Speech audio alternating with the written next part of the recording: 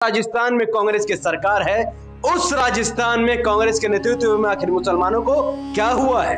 वो ये तस्वीरें चीख चीख कर कह रही है, पुकार रही है। मुसलमानों का एक बहुत बड़ा ग्रुप पैरा टीचर्स जॉब को लेकर आंदोलन कर रहा है, उर्दू को बचाने के लिए संघर्ष कर रहा है। और इनका संघर्ष का अंदाजा नतीजा ये हुआ कि एक लड़की जिसका नाम नाज़नीन है, उसका इंतकाल हो चुका है, लेकिन ना कोई राहुल गांधी उससे मिलने आया, न प्रियंका गांधी उससे मिलने आई, न सचिन पायलट उससे मिलने आया, और न ही राजस्थान के सीएम अशोक गहलोत इनसे मिलने आए।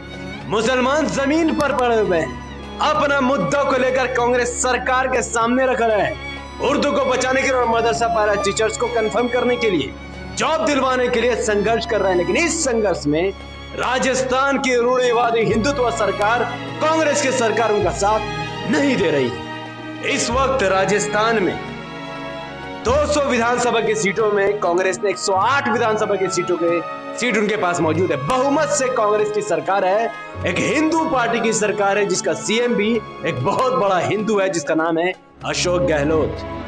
वही उनके समर्थन में है आरएलडी के पास 1 विधानसभा की सीट और 13 आजाद उम्मीदवार भी इस वक्त कांग्रेस के संपर्क में है।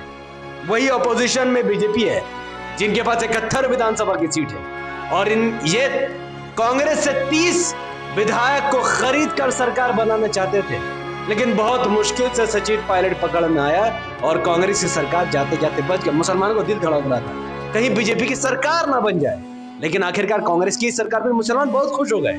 लेकिन नतीजा क्या निकला? नतीजा देखिए, उससे पहले आरएलपी की 3 सीट है, बीटीपी की 2 सीट और सीपीएम की 2 सीट। कांग्रेस की सरकार है, कांग्रेस का सीएम है, कांग्रेस का डिप्टी सीएम है। बहुमत से कांग्रेस की सरकार होने के बावजूद भी मुसलमानों का हाल राजस्थान में बेहाल है। यहाँ तक कि उर्दू को खत्म करने की पुरजोर कोशिश की जा रही है। क्या फायदा हुआ राजस्थान के मुसलमानों को? कांग्रेस को जिताकर, बीजेपी को हराकर क्या मिला उनको? 70 साल से जो बेवकूफी मुसलमान कर रहे हैं, वही बेवकूफी हर राज्य में दोहराया जा रहा है, और वही चीज राजस्थान में भी दोहराई गई है। 108 कांग्रेसी विधायक राजस्थान में हैं, लेकिन इसमें मुसलमान कितने हैं? मात्र 7 विधायक मुसलमान हैं, मात्र 7। जबकि राजस्थान में 9% मुसलमान माइनॉरिटी की आबादी है। उसके हिसाब से कम 20 विधायक मुसलमान होने चाहिए थे, लेकिन उसमें से मुसलमानों को मात्र 15 टिकट कांग्रेस ने दिया, जिसमें से 7 सीटों पर मुस्लिम कामयाब हुए, लेकिन बाकी सीटों पर मुसलमान हार गए, क्योंकि अन्य जाति के लोगों ने मुसलमानों का साथ नहीं दिया। यही मुसलमान जो गिरकर अन्य जातियों का साथ देते रहते हैं। तो आज राजस्थान में बहुमत से कांग्रेस की सरकार, उसके बावजूद भी मुसलमानों के ऊपर इतनी बड़ी मुसीबत। और याद रहे कि हर नेता बुरा नहीं होता। उसमें से एक है वाजिब अली, जो कि कांग्रेस के विधायक है, जिन्होंने इस बात का वादा किया कि अगर मदरसा पैरा टीचर्स की बात नहीं मानी गई और उर्दू को संरक्षण नहीं दिया गया, तो वो कांग्रेस सरकार से इस्तीफा दे देंगे और अपनी पार्टी बदल देंगे। अब जानते हैं कि एमआईएम का भविष्य क्या है, और एमआईएम राजस्थान में कैसे अपना असर डाल सकती है और कैसे वो सरकार बना सकती है अगर 9% मुसलमान एमआईएम का साथ देते हैं। तो इस वक्त राजस्थान में एमआईएम 17 जिलों में सर्वे करवा रही है। राजस्थान के बहुत सारे लोग एमआईएम से जाकर मिल रहे हैं, वो इस हिसाब से रिक्वेस्ट कर रहे हैं कि वो आकर मुसलमानों के मुद्दे पर ध्यान दे और आकर वहां पर इलेक्शन लड़े, क्योंकि जाहिर है जब तक सत्ता में नहीं होंगे तब तक ये प्रॉब्लम को सॉल्व नहीं किया जा सकेगा। कांग्रेस की विडंबना देखिए कि सचिन पायलट, कांग्रेस का एक बड़ा लीडर जो बीजेपी में जाने वाला था, वो सचिन पायलट जिसने मुसलमानों का वोट खाया है, और मुसलमानों का वोट के दम पर ही ये आज इतना बड़ा लीडर बना है। ये एक हिंदू के आगे नस्मत, जो भी है, मैं वो वर्ड यूज नहीं करना चाहता। इसके पास इतना टाइम है कि वो अंधविश्वास को समर्थन करे, लेकिन इसके पास इतना टाइम नहीं है कि मरते हुए मुसलमानों के पास जाकर आश्वासन दे सके कि हमारी सरकार तुम्हारे साथ है। इससे बड़ा मुसलमानों को तमाचा हो ही नहीं सकता। तो अब एआईएमआईएम 17 जिलों पर अपना सर्वे करवा रही है। एमआईएम तैयारी कर रही है। एमआईएम का ये जो संगठन है, ये मजबूत हो जाएगा कुछ ही महीने में। 2023 का विधानसभा इलेक्शन एमआईएम जोरों शोरों से लड़ेगी। तो अब जानते हैं कि एमआईएम कैसे सरकार बनाएगी। इस वक्त राजस्थान में बीटीपी नाम की एक पार्टी है, भारत ट्रिब्यूनल पार्टी, जिनके अध्यक्ष छोटू भाई वसावा है, वो ऑलरेडी गुजरात में एमआईएम के साथ गठबंधन में और राजस्थान में भी वो एमआईएम के साथ चुनाव लड़ेंगे। इनके पास ऑलरेडी 2 विधानसभा की सीट है और ये ट्राइबल की पार्टी मानी जाती है, ये माइनॉरिटीज की पार्टी मानी जाती है। तो अगर किसी तरीके से राजस्थान में एआईएमआईएम को वहां के मुसलमान 20 विधानसभा की सीटों पर कामयाब कर देते हैं और बीटीपी की भी सीट 2 से बढ़कर कम से कम 10 पहुंच जाए, तो यकीन मानिए जब तक एमआईएम जिस पार्टी का समर्थन नहीं करेगी उसकी सरकार नहीं बन सकती है। क्योंकि बीजेपी के पास 70 सीट है, उसे 30 सीट की जरूरत थी। कांग्रेस के 30 विधायक बिकने को तैयार थे और कांग्रेस की सरकार गिरने वाली थी। 30 विधानसभा की सीट या 20 विधानसभा की सीट बहुत जरूरी होती है सरकार गिराने या सरकार बनाने के लिए।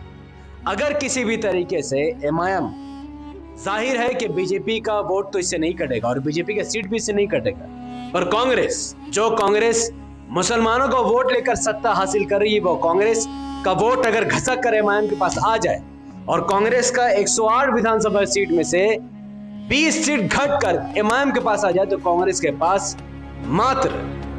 के पास 20 सीटें कम पड़ जाएगी सरकार बनाने के लिए।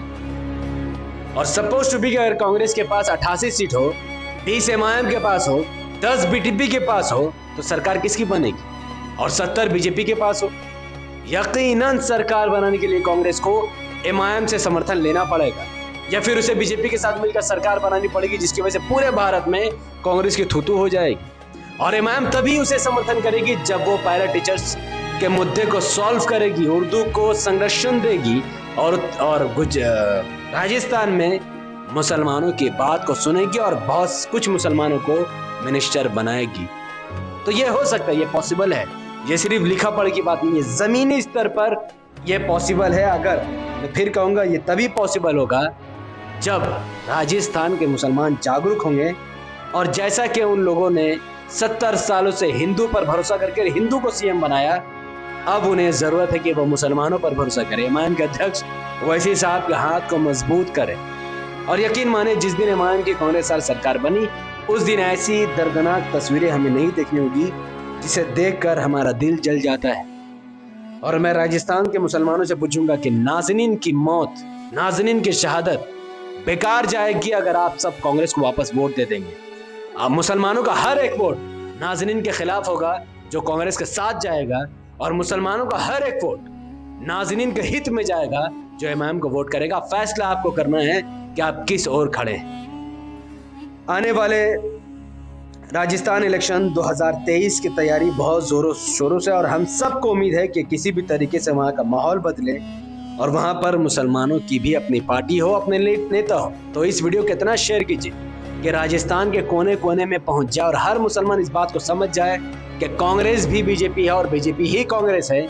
इन दोनों में कोई फर्क नहीं, आप इन दोनों को जितना बार भी जिता दो लेकिन ये मुसलमानों का काम नहीं करेगी। तो इस वीडियो को लाखों लोगों तक पहुंचाने के लिए इसको लाइक कीजिए, इसके लिंक को व्हाट्सएप, फेसबुक, इंस्टाग्राम पर शेयर कीजिए। अपनी बातों को कमेंट पर रखिए कि आगामी विधानसभा इलेक्शन 2023 में राजस्थान में आप किसे वोट देंगे, एमआईएम या फिर कांग्रेस या फिर बीजेपी।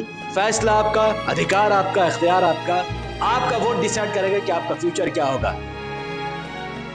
तो जाहिर है सत्ता में भागीदारी चाहिए तो एमआईएम को वोट कीजिए। हर ईवीएम पर जहां पतंग का निशान हो वहां सिर्फ और सिर्फ पतंग को ही वोट दीजिए, अन्यथा जो लोग भुगत रहे आगे आपकी नस्ल भी भुगतेगी। अस्सलाम वालेकुम व रहमतुल्लाहि व बरकातहू। अल्लाह की सलामत रहमत बरकात आप तमाम भाई और बहनों पर हो। अल्लाह